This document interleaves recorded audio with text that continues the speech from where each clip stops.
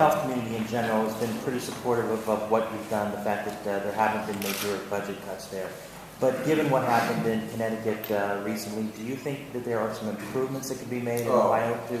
We listen, the whole, it's so interesting to listen to some of the things that have been prioritized here, the human trafficking, it's been good to see that I hope the people around the state will realize this is not just about another company, there's other needs out there.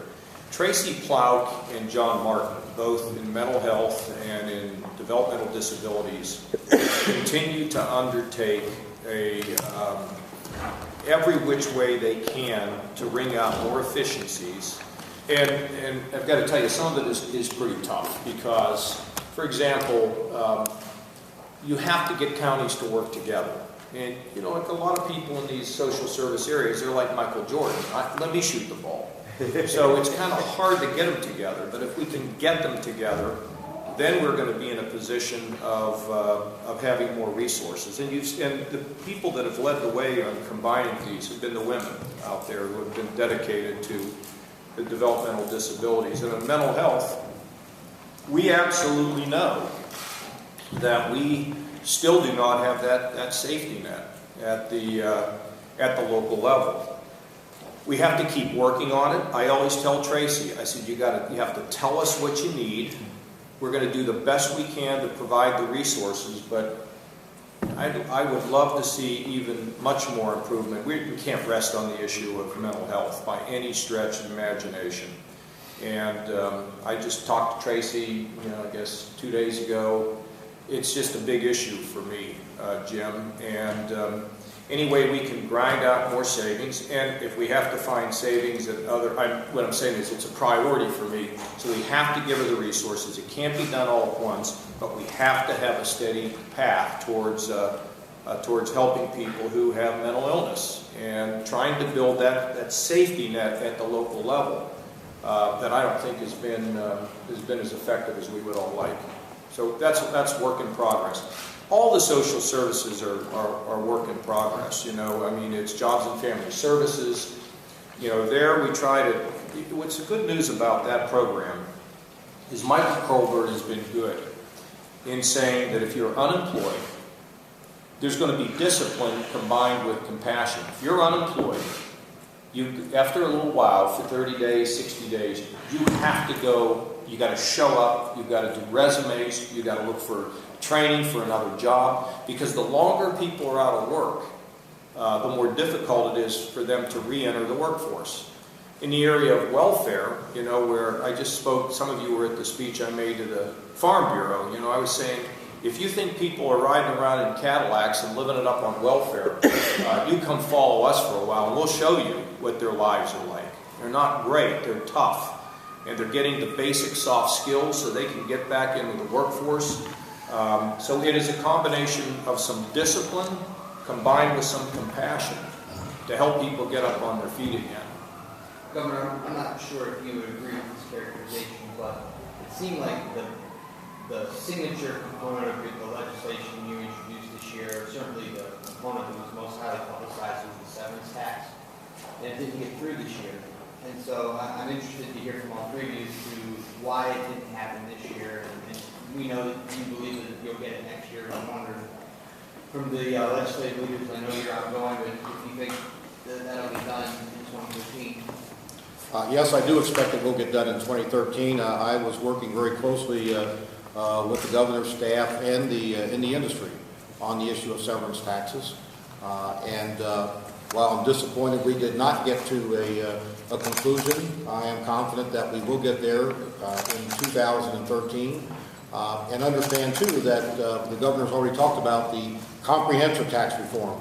And anytime you're talking about a significant change in taxes, and you're also projecting comprehensive tax reform, you want to make sure that whatever you do for one industry, how that fits in with everything else that's going on, everything else that's changing. So that's all part of the dynamics, but I think you will see active conversation about that early in 2013. Why do you think it didn't get done this year? It didn't get done this year for a number of reasons. One, time. And I was personally involved in working with the governor's staff and in the industry. I think there was a certain amount of posturing. The industry was reluctant to come forward with certain information that the administration felt it needed to put together a fair tax. But the underpinning of all the discussions, and I think what both sides would agree on, is that whatever that tax is, we want that tax to make sure that we are not penalizing companies for doing business in Ohio. We want to incentivize companies for doing business in Ohio. We don't want them moving their rigs to Pennsylvania or North Dakota. We want them here. We want them hiring Ohio workers, and we want them to be here a long time. We don't want this to be a 3-year or 4-year development story. We want this to be a decades-long opportunity for the residents of the state of Ohio. Is that tax, Governor, or settling this severance tax issue key to your eventual plan to even lower the income tax? It's part. It will be part of it for sure. Look, I mean, I think there's a lot of things that happen around politics and misunderstandings and everything else. There's just a couple things that should be made clear.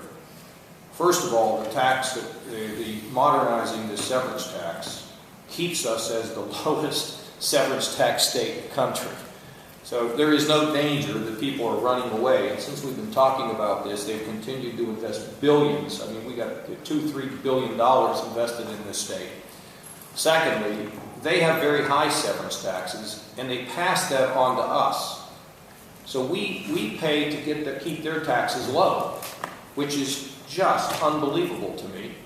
And I think there is an apprehension, okay, well, if you put this on, are you going to drive somebody away? Are you kidding me? 20 cents on the dollar to 4%. And I have to tell you, I've spent, made a number of, done some foreign travel down to Houston. And every single time I meet with the industry privately, you know what they say? We should take this and run. But then they get their lobbyists and all these other people, and then they obscure the issue. But it will become clear, and it will be part of our tax reform. And let me just suggest to all of you, and I know there's skeptics among you, this income tax is too darn high. And people say, well, we've already lowered it, and did it do any good? Well, yeah, it's done good. We've got 127,000 jobs, including a more friendly business climate. But this tax at 5.9% is too high.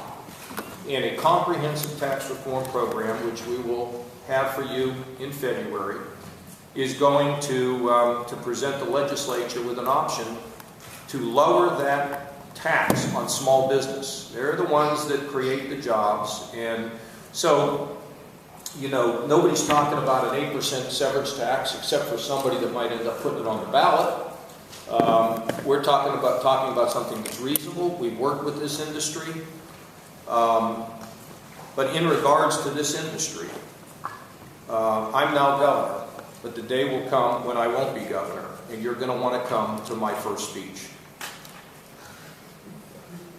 But you'll have to pay. It's been